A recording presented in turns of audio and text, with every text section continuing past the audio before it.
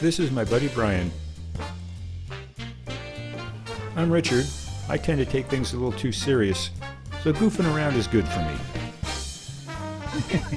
And this is Georgia, my better half. We hope you join us for our adventures and travels on Cabo.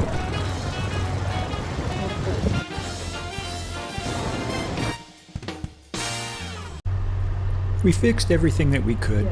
We tested all the systems to verify that they function correctly. We went to the grocery store for provisions, and we returned the rental car. The plan was to leave the next morning after a good night's sleep and go the 10 miles to the Grenada Yacht Club in St. George for fuel, and then head north after that. But it was noonish, and we were ready to go. So the new plan was to leave today and get to the fuel dock before it closed. We would get fuel, we would anchor outside the bay for the night, and leave early in the morning to head north. We have plenty of time to get to the fuel dock, so off we went. We put things away, we disconnected the shore power, started the engines, untied the lines, and we were underway exiting Woburn Bay in Grenada. Pulling off the dock in any kind of boat is always a special time. It marks the beginning of a new adventure on the water. While we know where we are going, there is always uncertainty. Will we have a great time? Will the weather meet expectations? Will the boat get us there without breaking, and so on? I suppose human beings need challenges and adventure in life, and for us, this form of recreation and adventure is the best.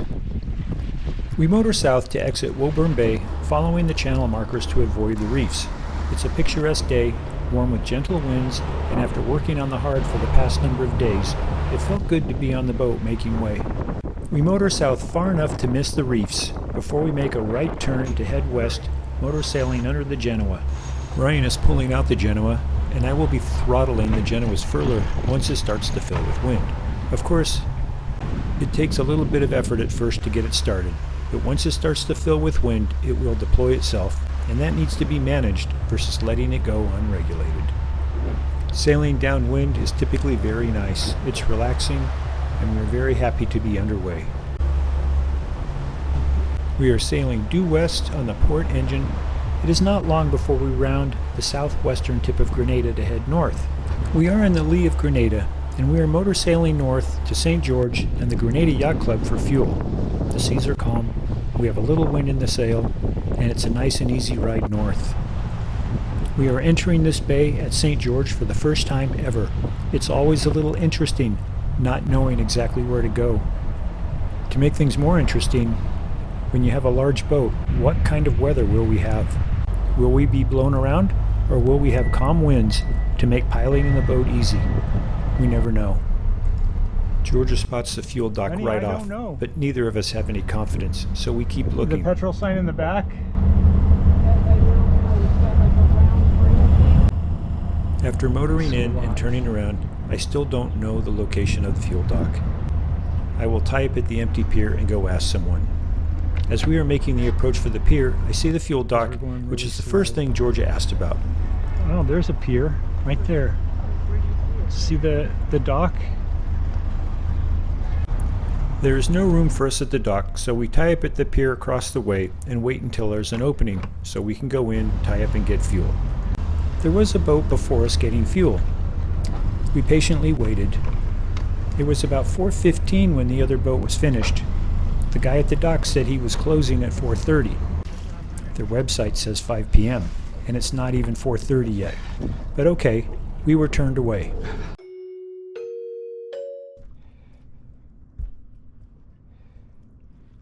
We're on a mooring ball now. We got turned away at the fuel dock at 4:23, saying he was closed after the last boat. So we are in a good mooring spot so we can get to the fuel dock in the morning. Of course, the wind was blowing a little bit. It was hard for me to get the boat over the ball so they could grab it and we could tie on. But we made it. Of course, that was during our little rain squall. It's beautiful. Calm. Sun is setting. Boats are quiet in the anchorage. I should say the mooring field. There's our sunset. After 10 days in the yard, we've launched, and now we are on the mooring field. Finally. And here are our new trampolines. They're quite good. They still need a little more stretching, but they're very stable. And our new pulpit seats, and our new bridle and bridle hook. The days on a boat are full of activity. There is always something that requires attention. This is not an easy way to get around, but it is satisfying. And moments like this sunset, while hanging off a mooring ball, are priceless. The setting sun lasts for just a moment, but the image and the feeling of the warm sun setting behind a beautiful backdrop lives on in our memory and in our soul. My plan was to get up early and be the first one at the fuel dock. The next morning we get up early and are by the fuel dock by 7 a.m. They open at 8. There is a boat at the dock, but no people. We float nearby waiting. We get impatient and call the yacht club, and we're informed that he is coming and he will open at 8. Anyway, he finally shows up, gets that powerboat fueled and moved off the dock. Then a commercial catamaran slips into the fuel dock before us and gets fuel. It takes quite a while. We get on the radio and confirm that we are next in the queue. Another hour goes by. After that vessel is fueled and leaves, the guy at the dock, at the fuel dock, says he has no more fuel for us. Well, that is fantastic. We waited for 2 hours the night before for nothing, and 3 hours this morning only to be told, no fuel for you. We are frustrated. We leave and head north to Carriacou. We will get fuel in Tyrell Bay. We had just wasted the morning waiting for fuel that we never received. We were in a bit of a rush to get to Tyrell Bay and get fuel before the fuel dock there closed. We motor sailed from St. George, Grenada to Tyrell Bay, Carriacou. The trip from St. George to Tyrell Bay was 33.7 nautical miles, and we averaged 7.6 knots motor sailing on one engine. We had a top speed of 10 knots and a low speed of 2.9 knots, which is when we started the port engine. Also, being in the lee of the island blocks much of the wind. It was a good trip of just over 4.5 hours. I don't have any video of our time at the fuel dock, so I will share the events as they unfolded as we sailed north to Tyrell Bay. We made our way to the fuel dock. The fuel dock accommodates one boat on each side of the finger pier. Both sides had boats, so we needed to wait. At this point, the port engine was not shifting into forward reliably, and after maneuvering with some difficulty, I just dropped the anchor in about 10 feet of water. There was almost no wind, so I didn't let out very much scope, and we waited for the other boat to leave. They were waiting for passengers to arrive from the airport, so it took quite a while. I stood watch at the helm, given that we were anchored with very little scope in a confined area. Once the boat left the dock, we pulled up the anchor, went to the dock and took on fuel. The service at Tyrell Bay was first class, and they made everything easy, unlike what we experienced at the Grenada Yacht Club. As we were motoring out to anchor, we passed a boat, as one does when motoring through an anchorage, and a fella on board apologized. Turns out he was one of the fellas coming to the boat on the dock and apologized for taking so long at the dock. That was very nice of him, and given that we were able to get fuel, we were very satisfied.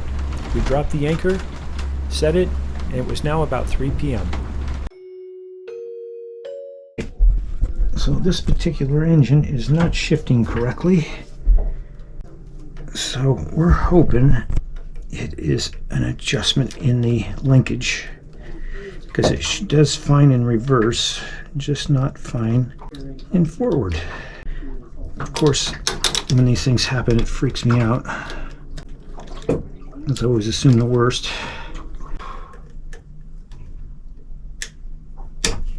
There we go. And 2 washers. Shift that out of the way. After we anchored, I called Palm Tree Marine to get some counsel on the SD60 gearbox shifting issue. Sim informed me that the shift lever needs to swing 30 centimeters one direction or the other for proper engagement when shifting. We were on the border of that 30 centimeters, so I made some adjustments. Those adjustments did not help, and I concluded that the clutch needed replacing.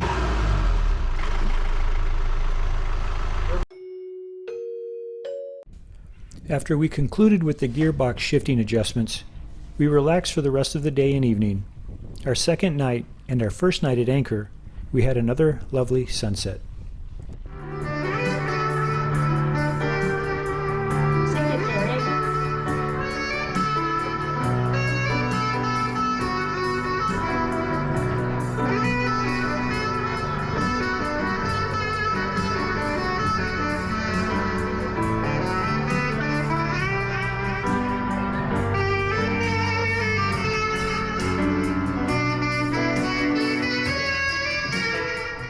That's all for now. Come back next time as we sail north to Martinique. Thanks for watching. See you next time.